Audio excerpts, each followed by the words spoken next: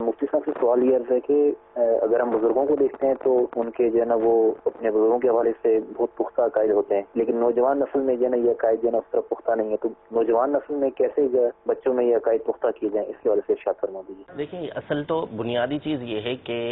ہماری جو نوجوان نسل آ رہی ہے تو اس میں عمومی طور پر ہر چیز کی کمی پیدا ہوتی جا رہی ہے۔ میں ایک چھوٹی مثال دیتا ہوں۔ مثال کے طور پر پہلے ہم اپنے بزرگوں سے یہ سنتے تھے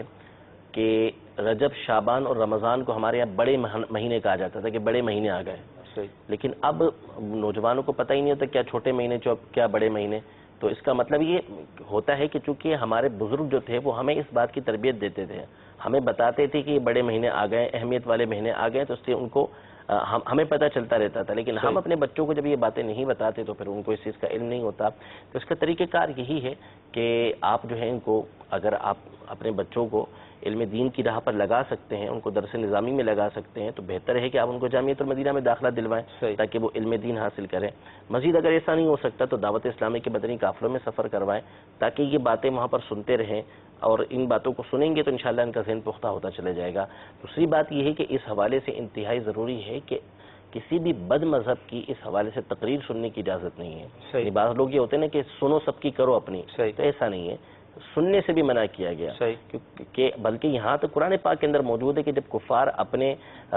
مذاق مسخریوں کے اندر ہوں اور قرآن پاک کی آیتوں کے ساتھ مذاق کر رہے ہوں تو تم سنو نہیں ان کو، ان کے پاس سے کھڑے ہو جاؤ۔ تو یہ ہمیں سننے سے بھی منع کیا گیا ہے۔ احادیث طیبہ میں اس کی ممانعت آئی ہے، بزرگان دین رحمہم اللہ اجمعین کے اقوال کے اندر اس کی ممانعت ہے کہ ہم بد مذہبوں کو سنیں گے نہیں۔ آپ سنیں صرف سنی صحیح العقیدہ علماء کی تقاریر کو سنیں، پڑھنا ہے تو علماء اہل سنت کی کتابوں کو پڑھیں۔ یہ ایک عجیب میٹر ہوتا ہے، عجیب لوگوں کی طبیعت ہوتی ہے کہ ابھی اپنی باتوں کو پوری طرح سے سمجھا نہیں ہوتا، اپنے مذہب کو صحیح طریقے سے پڑھا نہیں ہوتا، دوسری طرف پڑھنے چلے جاتے ہیں۔ تو پہلے آپ اپنے مذہب کو اس طرح پڑھ تو لیجیے کہ آپ اس قابل ہو گئے کہ آپ کو اپنے مذہب کی تمام باتیں پتہ چل گئیں، اس کے بعد آپ دوسری طرف اسٹڈی کریں۔ آپ اس قابل ہیں تو علماء نے تو یہاں تک ارشاد فرمایا کہ عام آدمی کو تو پڑھنا حرام ہے دوسروں کی کتابیں،